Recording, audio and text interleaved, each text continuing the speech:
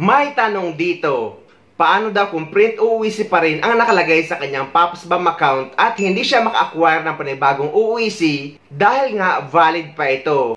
Pero for some important reason daw ay umuwi ulit siya sa Pilipinas at babalik muli sa ibang bansa na valid pa rin yung hawak niyang UUIC na nagamit na niya pabalik sa ibang bansa. At hindi siya makakuha ng panibago dahil nga valid pa yung kanyang UUIC na nasa kanyang PopsBank record. Ano daw ba ang pwedeng gawin dahil baka daw maharang sa immigration dahil nga ang alam niya is for single use lang ang bawat UUIC. Ang sagot ay yes, tama nga na for single use lang ang bawat UUIC at nakanote yun dyan sa baba. Pero may mga kababayan tayong 2 beses umuwi sa Pilipinas at 2 beses bumabalik sa ibang bansa sa loob lang ng 1 buwan or habang valid pa ang UUIC kaya hindi sila makakuha ng panibago. Lalo na yung may mga nilalakad na mga importanteng papeles o kaya naman may mga hinatid na kamag-anak. Ganito lang ang gawin nyo guys dahil marami na naka-experience nito. Dumaan kayo sa POA desk sa loob ng NAIA at bukas naman sila 24 hours. At inform nyo sila na gagamitin nyo ulit ang inyong UUIC sa pangalawang pagkakataon na nagamit nyo na pabalik sa ibang bansa. At gaya nga ng nabanggit natin ay marami na naka-experience nito at ganun lang din ang ginawa nila. At nakabalik naman sila sa ibang bansa ng maayos at wala naman naging problema sa immigration. Sa mga walang idea kung ano ang mga requirements pauwi sa Pilipinas at pabalik sa ibang bansa ngayong buwan ng April 2024 ay idudugtong ko na lang sa video na ito. Updated requirements pauwi sa Pilipinas at pabalik sa ibang bansa ngayong buwan ng April 2024.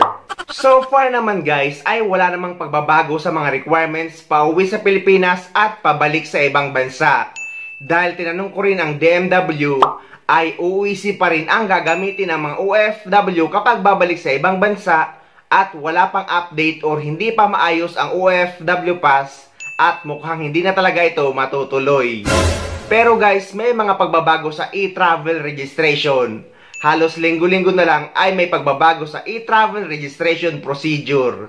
May mga video tutorial ako na ilalagay ko sa description ng video na ito.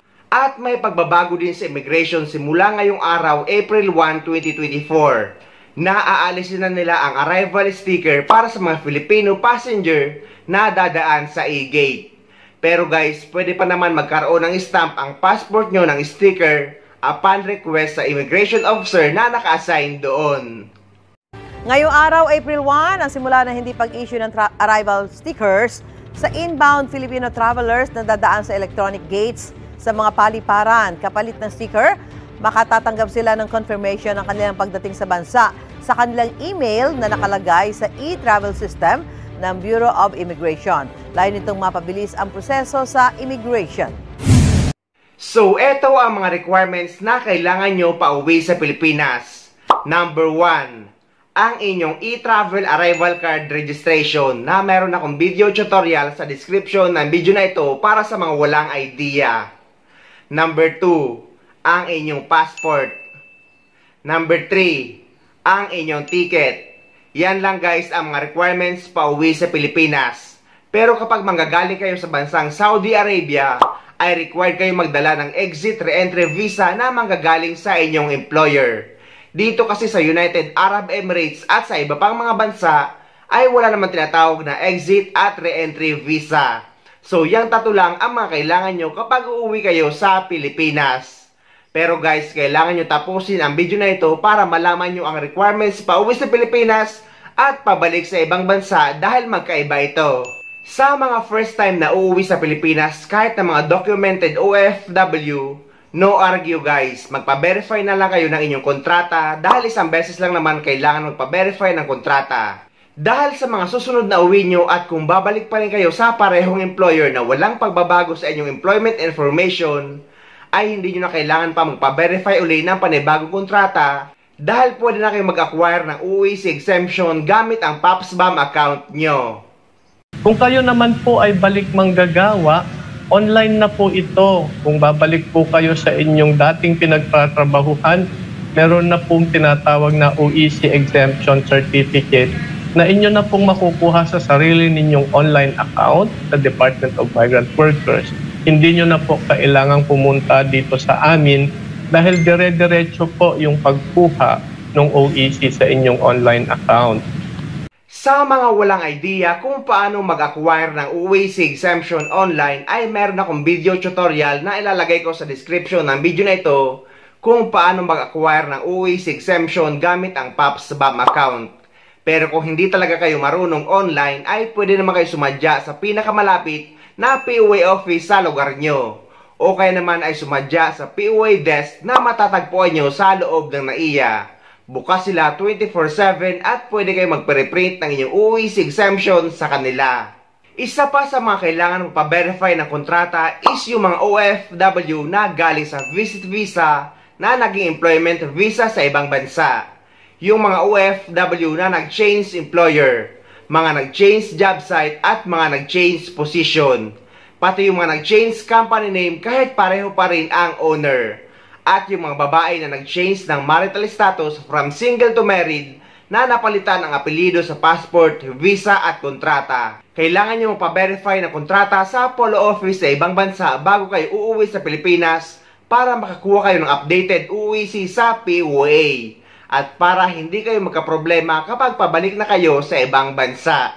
Pero yung mga nabago lang naman ang mga salary pero hindi naman pati ang position, ay pwede pa rin kayo mag-acquire ng OEC exemption. Dahil mostly naman sa atin ay yearly ay tumataas ang sweldo. Pero basta hindi nababago ang posisyon ay pwede pa rin kayo mag-acquire ng OEC exemption at hindi required magpa-verify ng kontrata. Pero yung mga nabanggit ko guys, na 6 ay required kayo magpa-verify ng kontrata kapag uuwi kayo sa Pilipinas. At kahit guys emergency purposes, basta nag-change employer kayo, ay required kayo magpa-verify ng kontrata para hindi kayo magkaproblema kapag pabalik na kayo sa ibang bansa. Dahil ang iba guys, ang rason nila ay namatayan sila kaya hindi na sila nakapag-verify. Pero lalo sila nakaproblema dahil nung pabalik na sila sa ibang bansa ay hindi sila nakakakuha ng OEC dahil wala nga silang dalang contract verification galing sa ibang bansa. Ayaw din asikasuhin ng kanilang employer ang kanilang contract verification. Kaya guys, kailangan nyo magpa-verify ng kontrata lalo na kapag nag-change employer kayo. At hindi rason ang emergency.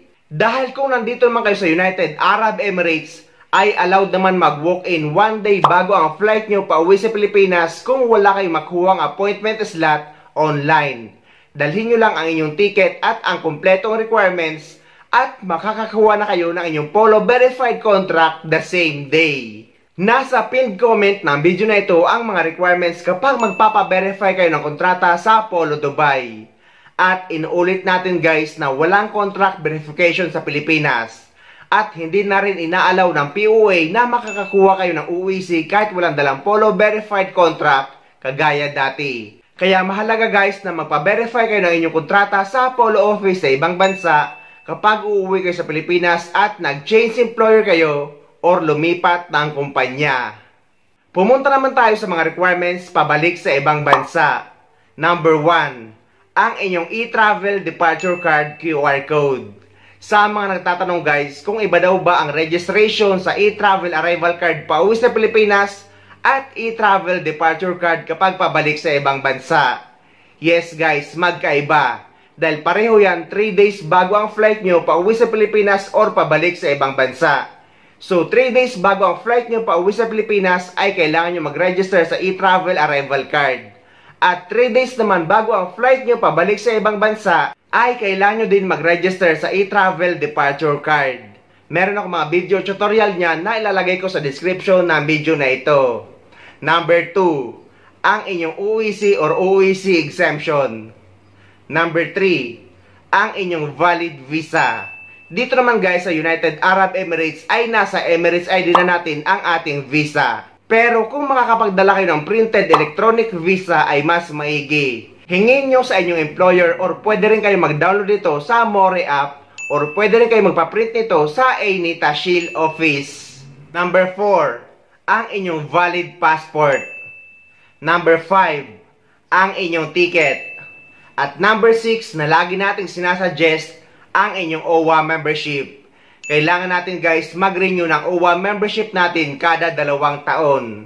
Dahil kahit hindi man ito hinahanap sa immigration, pero proteksyon nating mga OFW ang OWA membership habang nagtatrabaho tayo sa ibang bansa. So yan guys ang mga updated requirements pauwi sa Pilipinas at pabalik sa ibang bansa ngayong buwan ng April 2024. Bisitahin nyo ang description ng video na ito or ang pinned comment dahil nandun ang mga link na kailangan nyo at makakatulong sa inyo.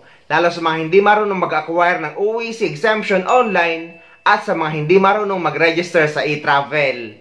So ayun guys, sana may nakuha kayong idea at sana nakatulong ang video na ito sa inyo.